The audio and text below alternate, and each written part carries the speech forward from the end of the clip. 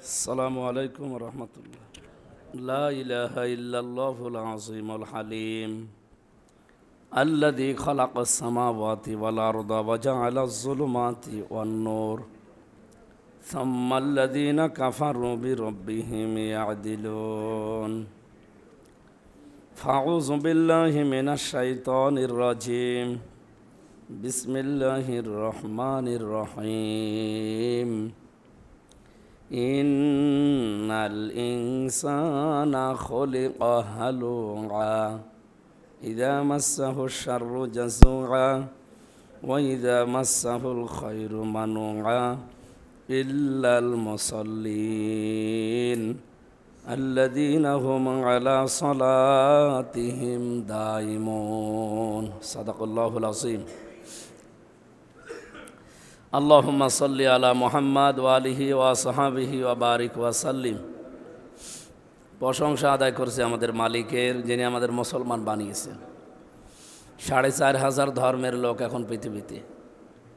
অন্য কোনো ধর্মের, অন্য কোনো জাতির ভেতরে যদি আল্লাহ পাঠিয়ে দিতেন, সব কিছুকে মাইনাস করে ইসলামে আসা অত সহজ ছিল না।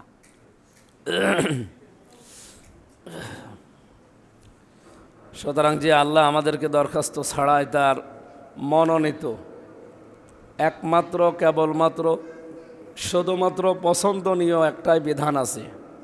ধর্ম বলেন, বিধান বলেন, জীবন বিধান যাই বলেন, তার নাম ইসলাম। এমনিতেই কোরআনের কথা শুনতে হলে চুপ থাকা লাগে, আবার স্থিরভাবে শোনা লাগে, দুইটাই ফরজ। এরপর আবার মসজিদ। এই জন্যে খুব খেয়াল করে, কারণ আমাদের নেকির কাছে যেন আবার গুনাহ হয়ে না যায়। আমরা কথা বলছিলাম মুসলমান হিসাবে আল্লাহ যে পাঠিয়েছেন, এই জন্যে শুকরিয়া আদায় করছে, আলহামদুলিল্লাহ। দরুদ আর সালাম পড়ছি মুহাম্মদুর রাসূলুল্লাহ সাল্লাল্লাহু আলাইহি ওয়াসাল্লামের প্রতি, যিনি সর্বশেষ এবং সর্বশ্রেষ্ঠ নবী। এ পৃথিবীতে আমরা বিভিন্ন নবীদের দোয়া পড়েছি। 25 জন নবীর জীবনী পড়েছিলাম কোরআনে কারিমে। আর বাইরের নবীদের জীবনী ওইভাবে পাওয়া যায় না, কিন্তু নবী এসেছে লক্ষাধিক, তার উপরে। আমরা মনে করি শুধু দোয়া পড়া লাগে মসজিদে ঢোকার সময়, মসজিদ থেকে বের হওয়ার সময়, খাবার খাওয়ার আগে, খাবারের পরে, টয়লেটে যাওয়ার আগে, টয়লেট থেকে বের হওয়ার সময়, এই শেষ নাকি? নবীদের এ সমস্ত দোয়াই কি শেষ? আপনি অন্যান্য নবীদের জীবনী পড়ে দেখেছি না, ওনারা এই দোয়া এই সময় পড়েননি, কিন্তু প্রত্যেক নবীর আলাদা আলাদা একটা দোয়া ছিল, যার সারমর্ম, সামারাইজ সব এক। আপনি হযরতে সুলাইমান নবীর জীবনী পড়তে গিয়ে দেখেন সূরা সুয়াদের 35 নম্বর আয়াতে আল্লাহ তার মোনাজাতটা দিয়েছেন। তিনি মোনাজাত বা দোয়া প্রার্থনা করতেন কি, আর আমরা কি প্রার্থনা করি? হযরতে সুলাইমান বলেছিলেন, ক্বালা রাব্বিগফিরলি ওয়া হাবলি মুলকান লা ইয়ামবাগি লি আহাদিম মিন বাদি ইন্নাকা আনতাল ওয়াহ্হাব।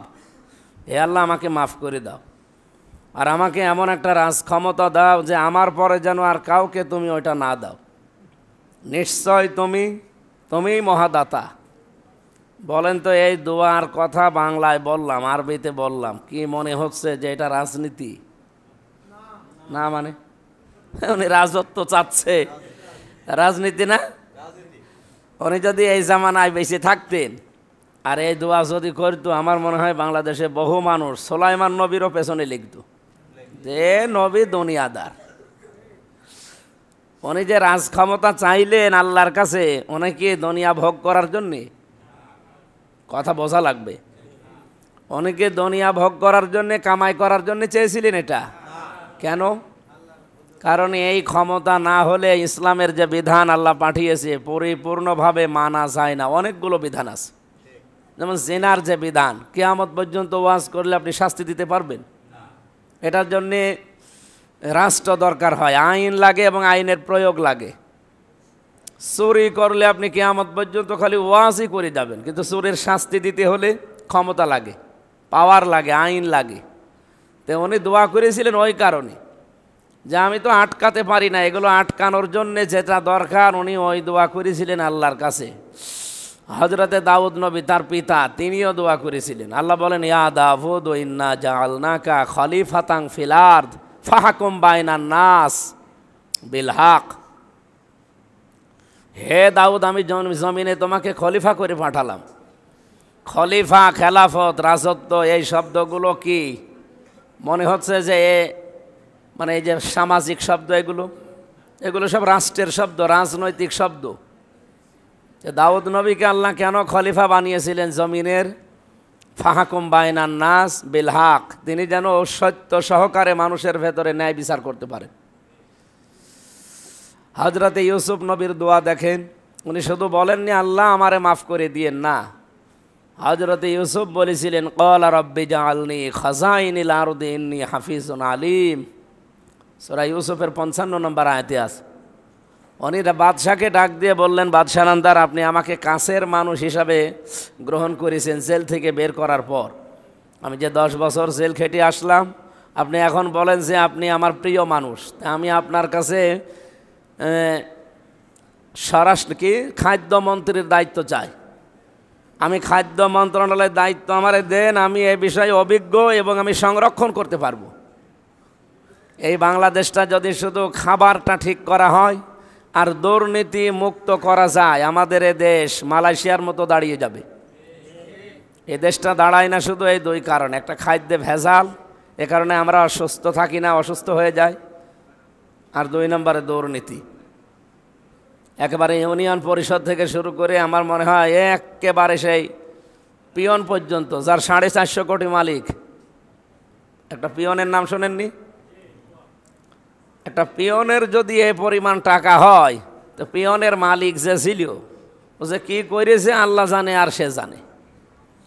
আমরা একটা জরিপ পড়ছিলাম, 99.3 মিলিয়ন মার্কিন ডলার এটা ঋণ বাংলাদেশে আছে এখন। এই মনে হয় 2 দিনের রিপোর্ট। আর এখন 94.5 মিলিয়ন মার্কিন ডলার এটা এখন বাংলাদেশ থেকে পাচার হয়ে গেছে এই 15.5 বছরে। এই টাকাগুলো যদি পাচার না হয়ে দেশে থাকতো, আমরা ঋণগ্রস্ত থাকতাম, আমরা দাঁড়িয়ে যেতে পারতাম। বিশ্বের বিভিন্ন দেশ আমাদের সাথে ব্যবসা করার জন্য, বিশেষ করে চায়না, তুরস্ক, মালয়েশিয়া, এরা তো মানে হাত পেতে আছে যে এই দেশে মানুষ বেশি, এখানে ব্যবসা করলে দাঁড়িয়ে যাওয়া যায়। তারা যদি আসতো, আমাদের কর্মসংস্থানগুলো তৈরি হতো। এখান থেকে 8 লাখ 10 লাখ টাকা খরচ করে মালয়েশিয়া যেয়ে আমরা দেখি রাস্তা ঝাড়ু দেয়, রুটি বানাচ্ছে দোকানে, টয়লেট সাফ করে। বেতন কত? বাংলাদেশের সর্বোচ্চ 30-35 হাজার টাকা উপায় হয়, অথচ খরচ তার প্রায় 8-10 লাখ টাকা। আমি যে দোকানে গিয়েছিলাম মালয়েশিয়া, ওটা পেনাঙে, আমার এই জামা সেলাই করার জন্য গিয়েছিলাম। জামাটা টান লেগে বিমানে উঠতে যায়, ছিঁড়ে যায়, বললাম একটু সেলাই করে দিন তো। কথা বললাম যে বাড়ি কোথায়? বলছে বাংলাদেশ। কোথায়? যশোরে। আর আপনি আমার এরিয়ার লোক। এই যে 5 জন কাজ করছেন, এরা কোথায়? বলছে এটার বাড়ি পাকিস্তান, এটা থাইল্যান্ডে, আর এটা আছে ইন্দোনেশিয়ার, আর এই 2 জন আছে ভারতের। এই সব মিলে আমরা এই 6 জন কাজ করি, আমি বাদ দিয়ে 5 জন। জিজ্ঞাসা করলাম খরচ কেমন, কি কার কি? প্রত্যেকের মাসে হয়তো 30-35-40 হাজার টাকা উপায় বাংলাদেশের। তো সিঙ্গাপুর থেকে যে থাইল্যান্ড থেকে এসেছে, তার মাত্র খরচ হয়েছে বাংলাদেশের টাকায় 30 হাজার টাকা। ভারত থেকে যে গেছে তার খরচ হয়েছে 90 হাজার। পাকিস্তান থেকে যে এসেছে ওর খরচ 1,20,000। ইন্দোনেশিয়া থেকে এসেছে, ওরও এরকম 30-35 হাজার টাকা খরচ। কিন্তু বাংলাদেশ থেকে যে আল্লাহর ওলি গেছে, ওর 8 লাখ খরচ হয়ে গেছে। অথচ বাংলাদেশ, পাকিস্তান, ভারত সব কাছাকাছি না? থাইল্যান্ড আর ইন্দোনেশিয়া নাই কাছে, একেবারেই কাছে তাদের সাথে, তাদের নাই কম খরচ হয়েছে, মেনে নিলাম। তা আমাদেরও তো খুব বেশি দূরে না, মাত্র 3 ঘন্টা সময় লাগে। তা আমার প্রশ্ন, ভারত থেকে গেলে তার 90 হাজারে হয়ে যায়, পাকিস্তানে 1,20,000 হয়, আমাদের 8 লাখ 10 লাখ লাগবে কেন? এই টাকাগুলোকে ফেরেশতারা নিয়ে যায়। যারা দায়িত্বে ছিল এই মানুষগুলো এই টাকাগুলো এভাবে সিন্ডিকেট করে খেয়েছে। অথচ প্রত্যেকের বেতন, প্রত্যেকের উপায় সর্বোচ্চ 30-35 হাজার টাকা। খরচ কি সবার এক? আমার কথা বুঝতেছেন? কারো 8 লাখ, কারো মাত্র 90,000, কারো 1,20,000, কারো 30,000, কিন্তু সবার উপায় কি? সবাই এক। কত বড় বৈষম্য! এগুলো তৈরি করার পেছনে বাংলাদেশ থেকেও 1 লাখে যাওয়া যায়, 70-80 হাজার হলে বাংলাদেশ থেকেও যাওয়া যায়, কিন্তু এই যে বাকি 7,20,000, 30,000 টাকা যারা খায়, আমি ওখানে জিজ্ঞাসা করেছিলাম কয়েকটা জায়গায়, ওখানে স্বরাষ্ট্রমন্ত্রীর দায়িত্বে যিনি আছেন দেখা করার সুযোগ দিয়েছিল। বাংলাদেশ ইসলামী ছাত্র শিবির আছে না, নাম শুনেছেন? ওই দেশে এরকম একটা ছাত্র সংস্থা আছে। এই দেশে যেমন শিবির, ওই দেশে একটা নাম আছে তাদের। বাংলাদেশের ছাত্র শিবিরের কেন্দ্রীয় সেক্রেটারি এখন নুরুল ইসলাম সাদ্দাম। ওই দেশের যে কেন্দ্রীয় সেক্রেটারি ছিল, সে এখন ওই দেশের স্বরাষ্ট্রমন্ত্রী। মালয়েশিয়ার স্বরাষ্ট্রমন্ত্রী তাহলে কোন মাপের এবং কোন ধাঁচের আপনি চিন্তা করতে পেরেছেন? আমরা চাই এরকম মানুষগুলো যদি আসে, এই যে বৈষম্য যে বললাম, এটা থাকবে না। বাংলাদেশেও দাঁড়িয়ে যেতে খুব বেশি সময় লাগার কথা না। আমাদের চাইতে মালয়েশিয়া মাত্র 8 বছর আগে স্বাধীন হয়েছে, অথচ বিশ্বে এখন মালয়েশিয়া আপনাকে গোনা লাগবে। যদি 10টা দেশ ধরেন, তার ভেতরে ওই মালয়েশিয়া একটা। আমাদের চাইতে সম্পদ তাদের কি খুব বেশি? খালি পাহাড়, পাথর আর মরুভূমি আর পাম গাছ, এছাড়া আমি আর কিচ্ছু পাইনি। তো কি একটা কারিশমা তারা দেখিয়েছে। এ শুধু খাদ্যে ভেজালটা রোধ করে। যদি ধরা পড়ে যে খাদ্যে ভেজাল দিয়েছে কেউ, কোনো বিচার নেই, মেরে ফেলবে। আমার মনে হয় বাংলাদেশে মেরে ফেলা না, যাতে কোনো হুমকিও দিত, তাও এই দেশটা আমরা এত অসুস্থ হতাম না। এই যত অসুস্থতার মূলে কি বলেন তো? এই খাদ্যে ভেজাল দেওয়া। আমি ওখানে এই যে 15 দিন, 20 দিন, 25 দিন করে থেকে আসি, একটা কাশিও হয় না। এত পরিষ্কার পরিচ্ছন্ন খাবার, একেবারে ফ্রেশ। আর বাংলাদেশে শুধু ঢুকতে দেরি, এই এক দিন মনে হয় 200 বার করে কাশি হয়। মানে জার্মগুলো এক, আর খাবারের অবস্থা ভালো না। 2 নম্বরে দুর্নীতি। ইউনিয়নের একেবারে দারোয়ান থেকে শুরু করে যিনি প্রধানমন্ত্রী ছিল, তার পিয়ন পর্যন্ত কেউ কি দুর্নীতির বাইরে আমরা পেয়েছি? একটা আল্লাহর ওলি মনে করতাম দরবেশ, ও আবার বড় চোর। 36,000 কোটি টাকা চুরি করেছে। ইসলামের আইনটা যদি সত্যি আমরা 71 সালে সংসদে এটা পাশ করতে পারতাম যে চুরি করলে হাত কেটে দেওয়া লাগবে, এই সালমান এফ রহমানের হাত থাকার কথা। এর চাইতেও যারা চোর আছে, একটারও তো হাত থাকার কথা ছিল না। সুতরাং আমরা বলতে চাই, মুহাম্মদুর রাসূলুল্লাহ সাল্লাল্লাহু আলাইহি ওয়াসাল্লামের উম্মত আমরা। উনিও দোয়া করেছিলেন আল্লাহর কাছে। সুলাইমান নবীর দোয়া শুনলেন, হযরত ইউসুফ নবীর দোয়া শুনলেন, দাউদ নবীর দোয়া শুনলেন। ওরা নাকি দোয়া করেছিল, আল্লাহ আমার একটা বাড়ি দাও। কথা বলেন না কেন? কি বলেছিলেন? যে আমাকে রাষ্ট্র ক্ষমতা দাও, আমি মানুষের ভেতরে ন্যায় বিচার করতে চাই। বিশ্ব নবীও দোয়া করেছেন। সূরা বানী ইসরাইল 80 নম্বর আয়াতের শেষের দিকে আছে, ওয়াজআললি মিন লাদুনকা সুলতানান নাসীরা। হে আল্লাহ, তুমি আমাকে রাজ ক্ষমতা দাও এবং যার ভেতরে তোমার সাহায্য থাকে। আমার প্রশ্ন, এই দোয়াটা ওনাকে শিখিয়েছে কে? আপনারা কি ঘুমাচ্ছেন ভাই? এই যে দোয়াটা উনি করলেন, এই দোয়াটা ওনাকে শিখিয়েছে কে? কবুল করবে কে? কোনোদিন ভেবেছেন? তা আমি আপনাকে বলছি যে তুই এইভাবে দরখাস্ত লেখ, আমি তোর এই দরখাস্ত মঞ্জুর করব। আপনি আমার কথা মতো একেবারে 15 লাইন লিখলেন, যা যা বলে দিয়েছি ওইভাবে লিখলেন। ওইটা গ্রান্টেড হতে কোনো সমস্যা আছে? আর আল্লাহ বলছেন এভাবে দোয়া করেন, আমি কবুল করব। উনি দোয়া শিখিয়েছেন, আবার কবুলও করে কে? তাহলে এটা খালি রাজনীতির ট্যাগ দিয়ে, দুনিয়ার কাজ দিয়ে, ধান্দাবাজি বলে আপনি ছেড়ে দিতে পারেন না। নবীজি দোয়া করেছিলেন, উনি দুনিয়া ভোগ করার জন্যে না, উনি শুধুমাত্র আরামে খাবেন, থাকবেন, পড়বেন, এই জন্যে না। উনি দোয়া করেছিলেন এই কারণে যে আমি তো মক্কায় 13 বছর থেকে আসলাম, আমি একাধারে চেষ্টা করেছি সেই 17 বছর থেকে 40 বছর পর্যন্ত, 23 বছর একাধারে, কিন্তু আমি পারিনি। কাঙ্ক্ষিত মানের শান্তি আনতে আমি পারিনি। আমি পারতাম যদি রাষ্ট্রীয় ক্ষমতা আবু জেহেলের মতো আমার হাতে থাকতো, আইন পাশ করে প্রয়োগ করে এই মানুষগুলো আমি ভালো বানাতে পারতাম। কারণ সব কিছু বন্ধ করতে হলে শুধু আমরা এই ভালো ভালো কথা ওয়াজ নসিহত দিয়ে হবে না, এটার দ্বারা আল্লাহ যে ঔষধ দিয়েছেন ওই ঔষধ প্রয়োগ করা লাগবে। আল্লাহ তো জানে যে মানুষের রোগ কোন ধাঁচের, আর ওই ধাঁচেরই আল্লাহ ঔষধ দিয়েছে।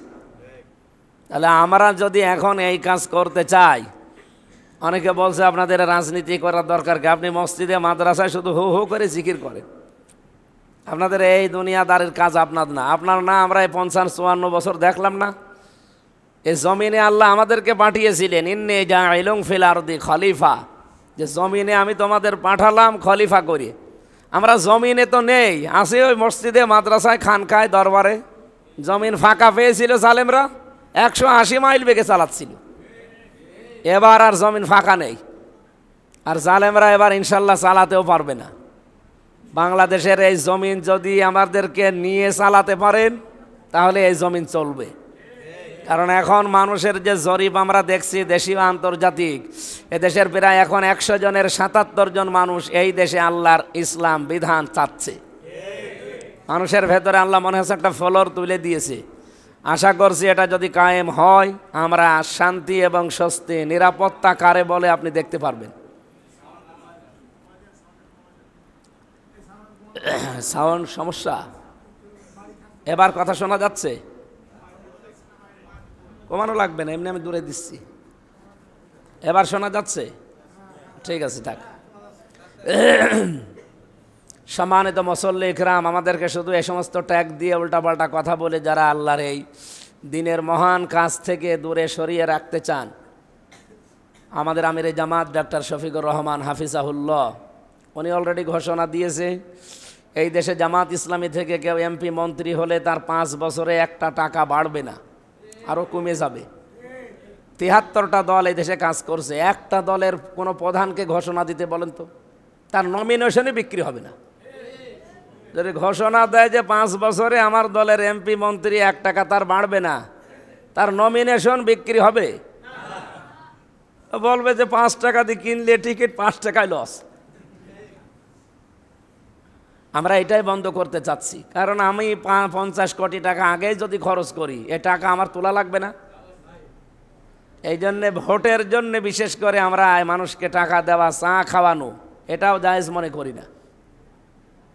আপনি এমনি হাদিয়া হিসাবে কাউকে খাওয়ান, মেহমানদারি করেন, ওটা অসুবিধা নেই, কিন্তু আপনি ভোটের জন্য এই রায়কে, এই সাক্ষীকে আপনি নিজের ফরে নেওয়ার জন্য যদি এরকম কিছু করে থাকেন, ওই টাকা আপনি না তুলে ছাড়বেন না। যার একটা টিকিট কিনতে 100 কোটি টাকা খরচ হয়, ওই 100 কোটি টাকাও কিন্তু আগে তুলবে, তারপরে বলবে সুবহানাল্লাহ। আমাদের কুষ্টিয়া মডেল থানায় যারা আসে, টিওনো বলেন, ওসি বলেন, এই 2টার কথা আমি বলছি। বাংলাদেশে 2টা থানায় সবচাইতে বেশি ক্রাইম হয়, একটা কুষ্টিয়ার মডেল থানা আর একটা সিলেটের বিশ্বনাথ থানা।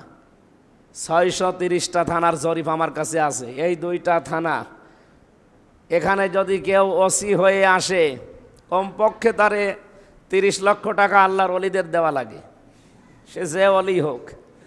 তো বলেন, এই টাকা দিয়ে সে একটা চেয়ার পেয়েছে, এই কুষ্টিয়া সদরের উপর থেকে এই টাকা সে তুলবে না? অথচ যে ওসি, ওর বাড়ি কি কুষ্টিয়ায়? বলেন, ওর বাড়ি কোথায়? সে ফরিদপুর। আর একটা আছে এই থানায়, তার বাড়ি কোথায়? সে ঝিনাইদহ, সে কালীগঞ্জে। তো তারা বাইরের জেলার লোক এসে এই চেয়ারটার জন্যে 25-30 লাখ টাকা দিয়ে এখানে বসে আছে।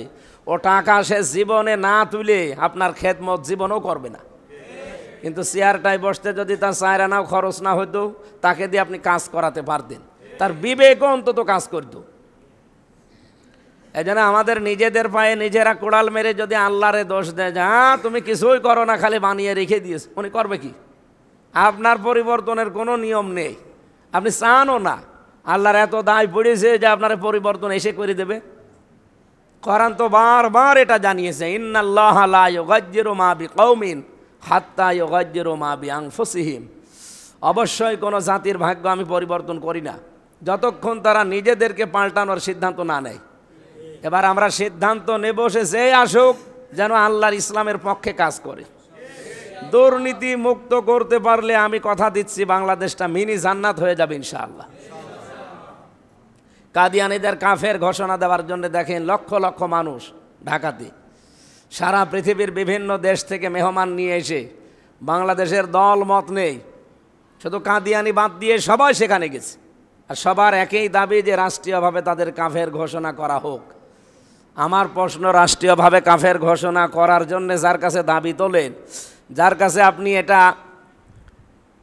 জানাচ্ছেন যে এটা কাফের ঘোষণা করেন, সে কি আবার মুসলমান?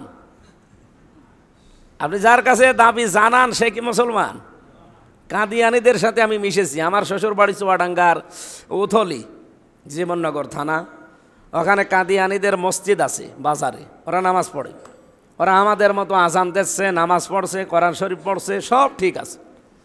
আমি মিশে কথা বললাম যে আপনাদের কাফের বলা হয় কি, আপনারা সমস্যা কি? ও যে আমরা কোরআন শরীফ পুরাটা বিশ্বাস করি, 6666টি আয়াত, একটা আয়াতও অস্বীকার করি না। শুধু সূরা আহজাবের 40 নম্বর আয়াতের একটা শব্দ, 4টা অক্ষর আমরা মানি না, ওটা বিশ্বাসও করি না। মা কানা মুহাম্মাদুন আবা, মা মানে না, কানা মানে ছিল, মুহাম্মদ মানে মুহাম্মদ সাল্লাল্লাহু আলাইহি সাল্লাম, আবা মানে পিতা, আহাদিম মিন রিজালিকুম, তোমাদের কোনো প্রাপ্তবয়স্ক পুরুষের পিতা নবীজি ছিলেন না। এ কথা কার? কাদিয়ানীদের বলেছে এটা ঠিক আছে, বলছে হ্যাঁ কোনো অসুবিধা নেই, কারণ মুহাম্মদ রাসূলুল্লাহ সাল্লাল্লাহু আলাইহি সাল্লাম উনি কোনো অ্যাডাল্ট পুরুষের পিতা ছিলেন না, এটা আমরা জানি, কারণ ওনার ছেলেরা সব ছোটোবেলায়। আপনি আয়াতটা আমি ভেবেছিলাম আল্লাহ যদি এখানে মিন রিজালিকুম না দিয়ে মিন সিবিয়ানিকুম দিতেন। রেজাল মানে প্রাপ্তবয়স্ক অ্যাডাল্ট পুরুষকে বলে, আর সিবিয়ান বলা হয় ছোট ছোট বাচ্চাদের। এখানে আল্লাহ শব্দটা যদি রিজাল না দিয়ে সিবিয়ান দিত না, বহু মানুষ কিন্তু আয়াতে ভুল ধরত যে আল্লাহর কথা ঠিক হয়নি, কারণ উনি তো পুরুষের পিতা ছিলেন, কিন্তু প্রাপ্তবয়স্ক পুরুষের পিতা ছিলেন না। ওনাকে একটা প্রাপ্তবয়স্ক পুরুষ পিতা বলে ডাকতো আল্লাহ, সেটাও নিষেধ করেছে। নাম কি? যায়েদ বিন হারেসা। এই জন্য নিজের বাবা বাদ দিয়ে অন্য কাউকে বাবার মতো সম্মান দিয়ে ডাকাও ঠিক না। আর বাংলাদেশে আমরা দেখি যারে তারে বাবা বলে। আমি কি কথা বোঝাতে পেরেছি? যেখানে কোরআনের আয়াত নাজিল করে হযরতে যায়েদের ব্যাপারে যে উনি তো প্রাপ্তবয়স্কের পুরুষ না, পুরুষের পিতা না, তুমি বড় মানুষ, পিতা বলে ডাকো কোন কারণে? তোমার বাবা নেই? মুহাম্মদুর রাসূলুল্লাহর মতো মানুষকেও বাবা বলতে আল্লাহ নিষেধ করে দিল। এটা সূরা আহজাবের প্রথম দিকে আছে। আর বাংলাদেশে মুরব্বী মানুষ আর এক মুরব্বীকে যে বাবা বলে। আর ডিজিটাল বাবার তো কোনো অভাব নেই, কত রকমের বাবা বের হয়, আমি নাম নিলাম না। কিসের বাবা আপনি? আমরা যারা মুসলিম এই পৃথিবীতে আমাদের বাবা একজনই। আমরা বাবা হিসাবে শুধুমাত্র বিশ্বাস করি যে আমাকে জন্ম দিয়েছে ওইটা, সে খারাপ হতে পারে কিন্তু আমার বাবা। আর জাতির পিতা হিসাবে জাতির বাবা আর একজনকে আল্লাহ দায়িত্ব দিয়েছেন, তার নাম ইব্রাহিম খলিল। কারণ তার যে পরীক্ষা, আল্লাহ খুশি হয়ে তাকে খলিলুল্লাহ বলেছিলেন। আমাদের রুহানি পিতা হিসাবে আমরা সম্বোধন করি আমাদের নবী মুহাম্মদুর রাসূলুল্লাহকে। এই জন্যে তার স্ত্রীদেরকে আমরা কি বলি? কোন হিসাবে আপনি মা বলেন? আপনার কোন 14 পুরুষের মা ওনারা মা? এই জন্য মা শব্দটা একটা সম্মানের জায়গা। তো মুহাম্মদুর রাসূলুল্লাহকে আমরা রুহানি পিতা হিসাবে মানি। ওনার স্ত্রী যারা উম্মতের জন্য কি? উম্মতের জন্য মা বলা হয় এই কারণে, কারণ মায়ের সাথে খারাপ কোনো ধারণা সন্তান করে। আর একজন পিতা আছে আমাদের একেবারে আসল আদি পিতা, যেটা কে? আদম আলাইহিস সালাম। এর বাইরে যদি কোনো পিতা কেউ দাবি করে বা কাউকে বানায়, তাহলে তার দলিল দেওয়া লাগবে কোরআন হাদিস থেকে। বলেন কোনো দলিল আছে কিনা? হযরতে যায়েদ তিনি বড় মানুষ ছিলেন, প্রাপ্তবয়স্ক। আল্লাহ বলেন না, আর পিতা বলে ডাকা যাবে না। উনি কোনো প্রাপ্তবয়স্ক পুরুষের পিতা না। 2 নম্বরে ওয়ালাকির রাসূল আল্লাহ, তিনি কিন্তু রসুল ছিলেন। কার রসুল? আল্লাহ। কাদিয়ানীদের বললাম এইটা, বলছে হ্যাঁ এটা আমরা মানি, উনি আল্লাহর রসুল ছিলেন, অসুবিধা নেই। খাতামান নাবিয়্যিন, কিন্তু এইটা আমরা মানি না। উনি নবী ছিলেন ঠিক আছে, কিন্তু খতাম ছিলেন না। সর্বশেষ নবী আমরা মানি গোলাম আহমদ কাদিয়ানীকে। আমার প্রশ্ন কুষ্টিয়াবাসী, এই যে কোরআনের ৬,৬৬৬টি আয়াতের ভেতরে মাত্র এক আয়াতের ৪ ভাগের ১ ভাগ একটা শব্দ খ আলিফ তামিম, এই খ তাম এটা মানে না, বিশ্বাস করে না। আমি নিজে কথা বলে দেখেছি। এই জন্যে ওরা তামাম পৃথিবীর মুসলমানেরা কি মনে করে? সবাই বলা লাগবে এ বিষয়ে কোনো মত পার্থক্য নেই পৃথিবীর কোনো আলেমের। কাদিয়ানিরা কাফের, কারণ ওরা কোরআনের একটা শব্দ মানে না। কিন্তু আমরা যাদের কাছে কাফের দাবি জানাচ্ছি যে আপনারা লিখে দেন, আইন পাশ করেন, তারা কয়টা আয়াত মানে না আপনি দেখেছেন কোরআনের? কোরআনে কারিমের ভেতরে ৬,৬৬৬টি আয়াতের ৯১৮টা আয়াত একেবারে সরাসরি ডাইরেক্ট আছে যে ইসলাম দিয়ে রাজনীতি করা লাগবে। অথচ যারা বলে যে ইসলামের সাথে রাজনীতির সম্পর্ক নেই, আমরা শরিয়া আইনে বিশ্বাস করি না, তারা কোরআনের কয়টা আয়াত সরাসরি মানে না? কমপক্ষে ৯১৮টা।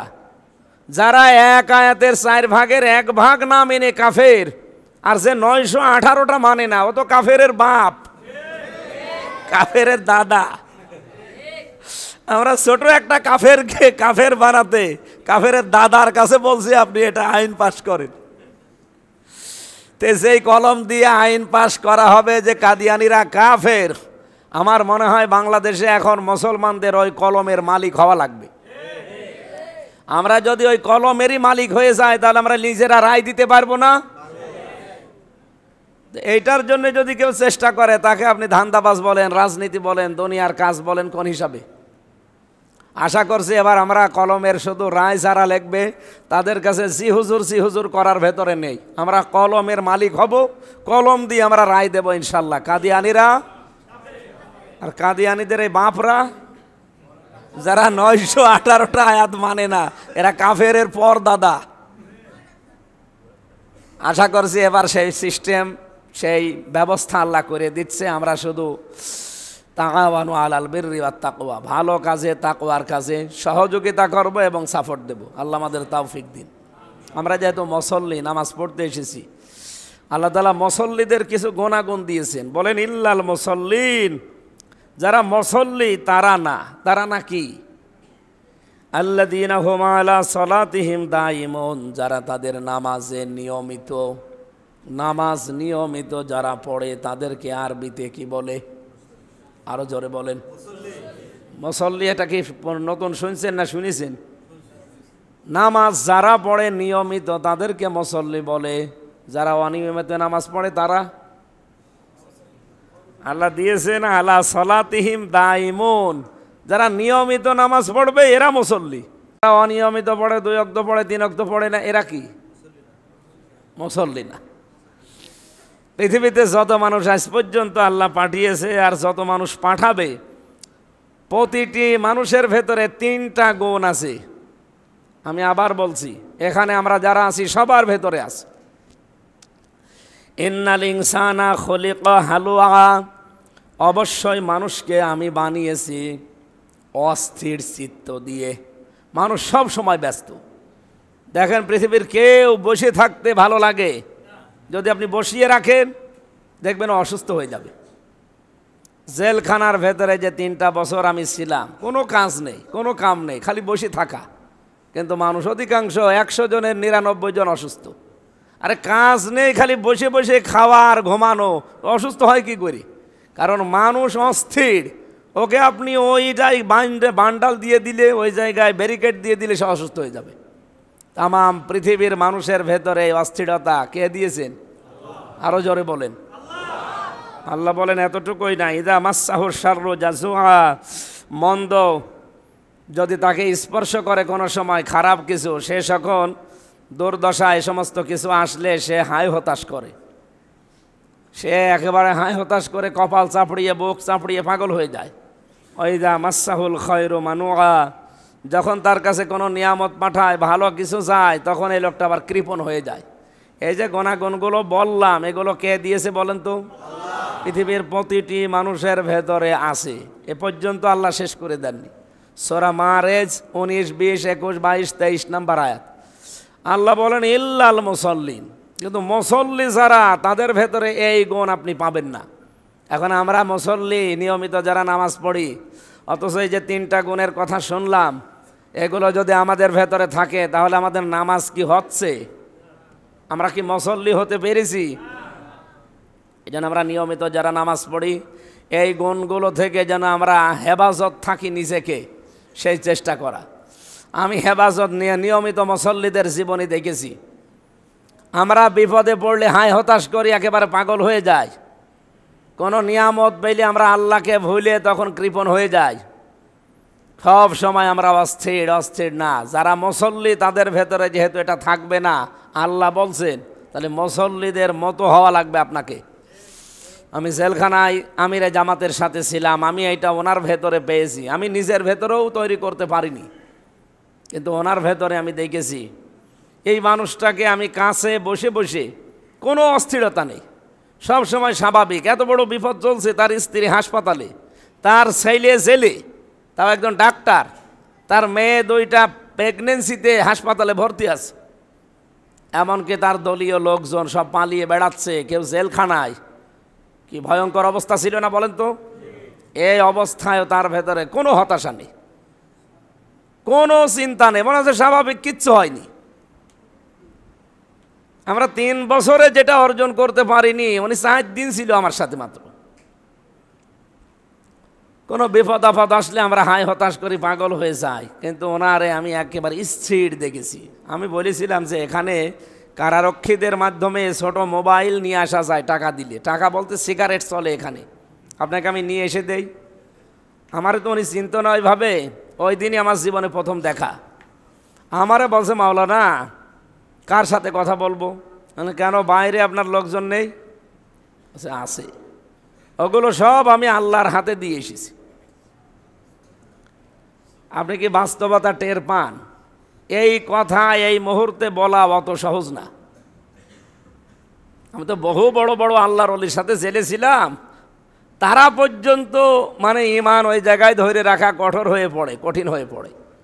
হায় হতাশ দেখেছি, তাদের হতাশা দেখেছি, চিন্তায় মগ্ন হয়ে বসে আছে। এমনকি তাদের খাওয়া দাওয়া পর্যন্ত অনেকের বন্ধ। কি হবে আর মনে হয় সূর্য উঠবে না।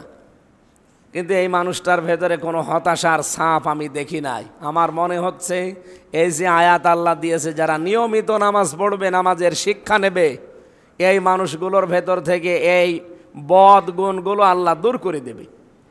তা আমরা সেই ছোটবেলা থেকে নামাজ পড়ে যাচ্ছি, অথচ এই গুণগুলো আমাদের ভেতরে আছেই।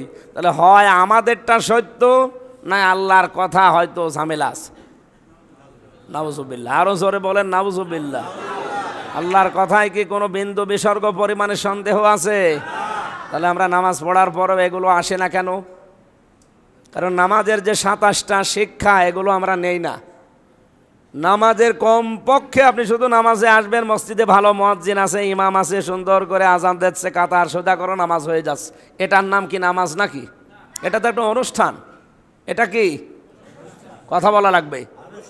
এটা একটা অনুষ্ঠান নামাজের, কিন্তু নামাজের যে রুহু আছে, শিক্ষা আছে 27টা। 1 নম্বরে কাতার সোজা করো, এখন বলা হয় না? এখনই বলা হবে। কাবা শরীফে মসজিদে নববীতে যতদিন ছিলাম, একামত হয়ে যাওয়ার পরে আগে ইমাম সাহেব 3 বার বলে যে কাতার সোজা করেন, আরবিতে বলে।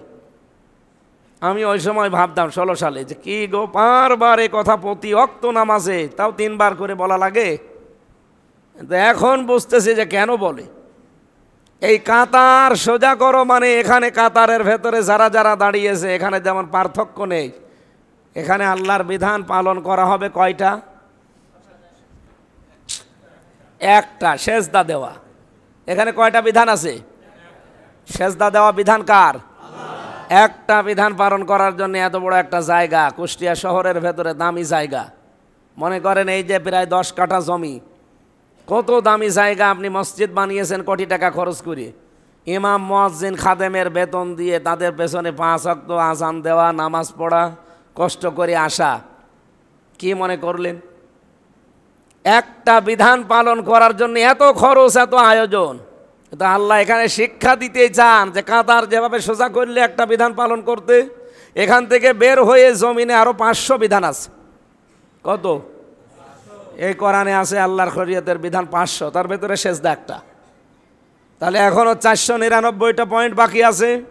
এই আইনগুলো ব্যক্তি, পরিবার, সমাজ, রাষ্ট্রে তোমাকে মানা লাগবে। সেই পরিবেশ এখনো আছে, যে সেইটাই তো আমরা তৈরি করতে চাই। মসজিদে যেমন পরিবেশ আমরা বাইরেও চাই ওরকম পরিবেশ তৈরি হোক।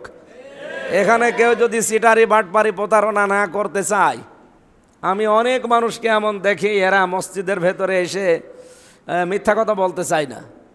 ভাতিজা এসে মসজিদের ভেতরে চাচার হাত চেপে ধরে বলছে, চাচা আপনি ওই যে আমার বাবার ওই জমিটা যে একটু উল্টাপাল্টা করে লিখে নিলেন, ওই ব্যাপারে একটু কথা আছে, বলেন তো। চাচা বলছে এটা মসজিদ, দুনিয়ার কথা বলা যাবে না, বাইরে চলো। তার মানে ও 2 নম্বরই করবে। মসজিদের ভেতরে দেখলি ও মনে করছে এখানে সিটারি, বাটপারি, প্রতারণা 2 নম্বরই করা যাবে, বাইরে করা যাবে। তা আমরা তো ওইটা বানাবো এবার। এই যেমন কয়েক হাত জায়গা আপনি পবিত্র মনে করছেন, 56,000 বর্গ মাইলে আপনি ওরকম পবিত্র মনে করবেন, আর আপনি বাধ্য হবেন মনে করতে। এই জন্য ইসলাম আসলে আমার যতটুকু মানে পড়াশোনা করা আছে বাংলাদেশ নিয়ে, ইসলাম এই দেশে আসলে আমার বিশ্বাস এই কোষ্ঠী আছে, সাদাও থাকবে না, বাঁচিও থাকবে না। তা আমরা এটা চাই না? এটা তো দলমত নির্বিশেষে সবার চাওয়া দরকার। হিন্দুরা পর্যন্ত চাচ্ছে। আপনি আবদালপুরের এলাকায় হিন্দুদের ওখানে যান, হিন্দুরা পর্যন্ত আমার কাছে সেদিন প্রায় 100 ঘর বলছে আমরা চাচ্ছি ন্যায় বিচার এ দেশে কায়েম হোক, আমরা বহু ঝামেলায় আছি, সাদাও যেন না থাকে কুষ্টিয়ায়, বাজিও যেন না থাকে। আমি গ্যারান্টি দিচ্ছি, ইসলামকে এনে দেন, ইসলামই আপনাকে সাদাবাজি বন্ধ করে দেবে। তাহলে আমরা নিয়মিত নামাজি মুসল্লি হওয়ার পরেও 27টা শিক্ষার একটা শিক্ষা গেল যে এখানে খালি সেজদা দেওয়া হবে, সবাই রেডি হও, কাতার সোজা করো। এটা আমাদের ব্যক্তি, পরিবার, সমাজ, রাষ্ট্রে নিয়ে যাওয়া দরকার। এখানে যে ইমাম সাহেব আছে কি আমি জানি না, এটা এনারা মাথা থেকে পা পর্যন্ত আপনারা দেখেছেন। ওনার এখন যদি দাড়ি না থাকতো, আমার মনে হয় এই যে মুসল্লি যেটা, এনার দাড়ি নেই, উনি আমার মনে হয় এনারা বলতো, হুজুর দাঁড়ান, আপনার দাড়ি কই? উনি যদি বলতো, বেটা তোর দাড়ি কই? উনি কি বলবে উত্তরে? হুজুর মানে দাড়ি ছাড়া মুসল্লি হওয়া যায়, কিন্তু ইমাম হওয়া যায় না। যায়, কারণ আমাদের এই দেশে নেই। আমি বাইরের দেশে দেখেছি, সুদানে, এরপরে তুরস্কে, ইমাম সাহেব একামত দিল, নিজেই আজান দিয়েছে, আবার নিজেই যে নামাজ পড়াচ্ছে, একটা দাড়ি মোস কিচ্ছু নেই, সফাং সফা, মানে নমো, মানে আপনার মনেই হবে না এটা ইমাম কিনা। অন্য দেশের ক্ষেত্রে বাদ, কিন্তু আমাদের দেশের যে প্রচলন, ওখানে দাড়ি আজকে কেটে ফেলুক, আমার মনে হয় এখানে যে লাল পানি খায় সেও নামাজ পড়বে না, বললো না। অথচ উনি খালি দাড়ি কেটেছে। একটা দাড়ি কাটা মানুষের পেছনে আপনি নামাজ পড়তে রাজি না? ওনার মাথা থেকে পা পর্যন্ত তো দেখে নেওয়া হয়, এরপরে ওনার বউ পর্যন্ত দেখা হয়। বউ মানে ওনার বউ পর্দায় থাকে কিনা। কি বুঝলেন আপনি? একটা ইমাম কয়জন ব্যক্তির নামাজ পড়ায় উনি? খুব বেশি হলো 300-400, তাও খুব বেশি সময় না, মাত্র 24 ঘন্টার 1 ঘন্টা 10 মিনিট ওনার দায়িত্ব। বাকি আপনি 22 ঘন্টা 50 মিনিট সব নিজের মন মতো চালাবেন। তাই চিন্তা করেন তো, 1 ঘন্টা 10 মিনিটের জন্যে ওনার আপনি দায়িত্ব দেওয়ার জন্য এত কিছু দেখতে চাচ্ছেন। বাকি 22 ঘন্টা 50 মিনিট যারা চালাবে, তাদেরকে দেখতে হলে ইমাম সাহেবের চাইতে 100 গুণ ভালো চরিত্রের হওয়া লাগবে। এটা নামাজের 2 নম্বর শিক্ষা। আমরা এই সমস্ত শিক্ষা 27টা বললে আমার মনে হয় মুসল্লি এখান থেকে সব পালাবে, দরকার নেই, থাক, এ পর্যন্তই থাক। আমরা এই আয়াতের পরে আর যে এক একটা আয়াতের 33টা করে অর্থ লিখা আছে, এটা একটা করে বললাম। ফামাংসু হসিহানিন নার ওয়াউদখিলাল জান্নাতা ফাকাদ ফাজ। আল্লাহ বলেন, মানুষের জীবন সফল ওইটা যেই লোকটা দুনিয়াতে জাহান্নামের কাজগুলো আস্তে আস্তে ছেড়ে দেয়, আর জান্নাতের কাজগুলো জীবিত থাকতে আস্তে আস্তে করে যায়, এর জীবন সফল। দ্বিতীয় অর্থ হচ্ছে, ওই লোকটার জীবন সফল হবে, আল্লাহ যাকে জাহান্নামের আগুন থেকে মুক্ত করে জান্নাতি বলে ঘোষণা দেবে। আল্লাহ এরকম একটা পরিবেশ আমাদের সামনে যেন দান করেন। আমরা আর আজকে এগাতে পারছি না, নামাজের পরে আবার কয়েকটা অনুষ্ঠান নেওয়া আছে। এরপরে আছে যে বাড়ি ঘর পুড়িয়ে গেছে আইলছাড়া, ওখানে যাওয়া লাগবে। ওখানে জামাত ইসলামী বাংলাদেশ থেকে মনে হয় ওনারা সাহায্য সহযোগিতা করবে। এরপরে কাঞ্চনপুর ইউনিয়নে আমার কর্মী সমাবেশ আছে, এরপরে রাতের বেলা ঝিনাইদহ শৈলকুপায় মাহফিল আছে। তো এখানে যদি সব শেষ করে দেয় তো এখনও তো গলা ঠিক রাখা লাগবে।